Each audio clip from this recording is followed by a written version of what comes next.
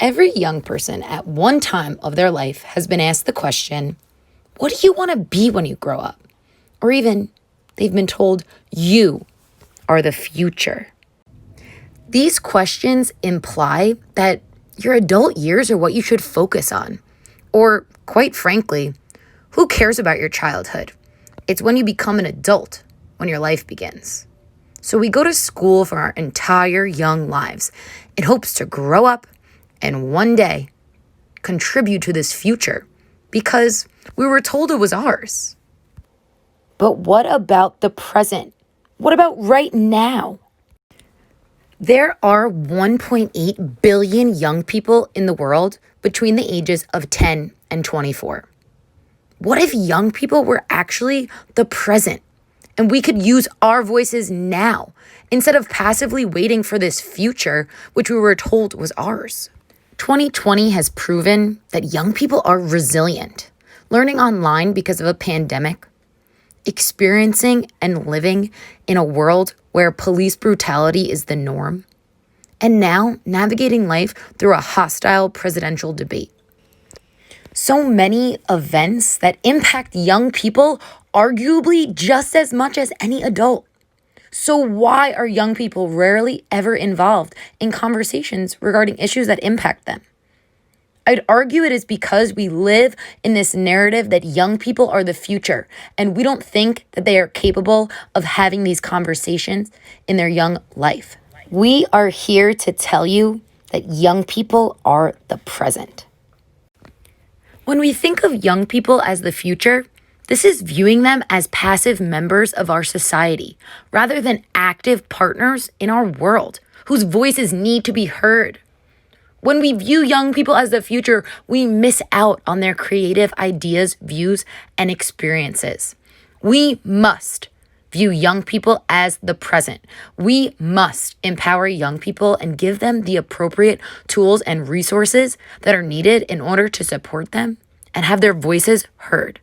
You may be asking yourself, what can I do as an educator, parent, and member of the community? Number 1, listen more. Too often, we tend to talk more than we actually listen to young people and their ideas. Like in most relationships, the simple act of listening and truly hearing another person's perspective is so empowering. It is so important for young people to know their ideas are valued.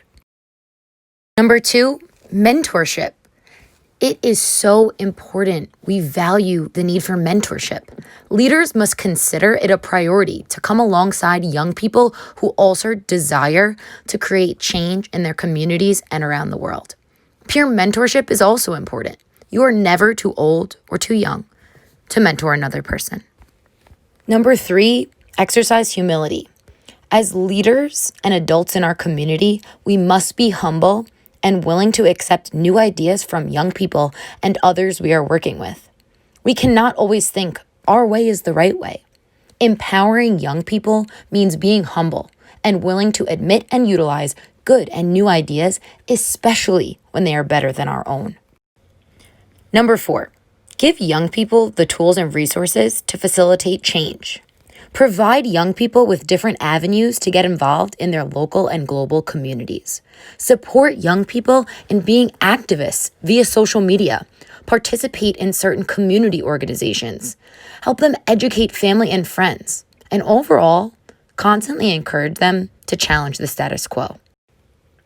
Number 5, give young people a seat at the table. Young people need an actual space at the table to share their views, opinions, and about the great work they are doing.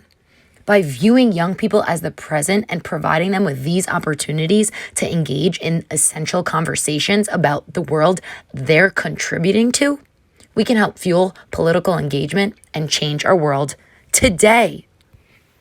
Okay, so what now?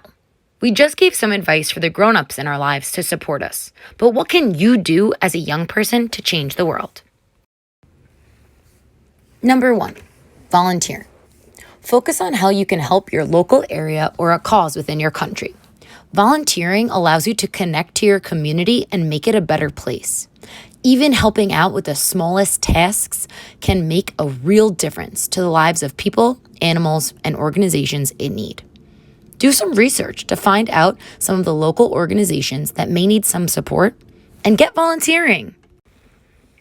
Once you find an organization or cause that is meaningful to you, spread the word.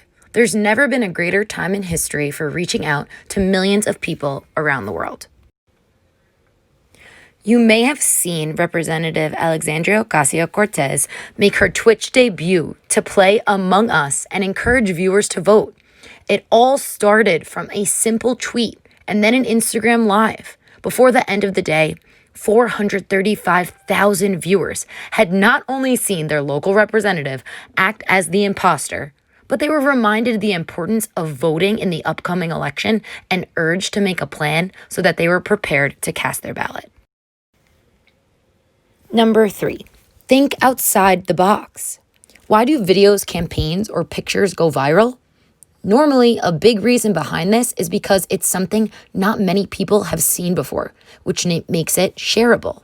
By finding a way to make a difference in a completely unique way, you can find ways to reach entirely new audiences.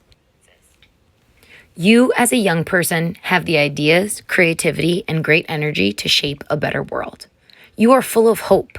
You are innovative and have an amazing imagination. You are a problem solver and have a great potential to generate a positive social change in the world. Think globally and act locally. Stand up for the people and communities that mean a lot to you. Always challenge people in power. And use your voice today because you are the present.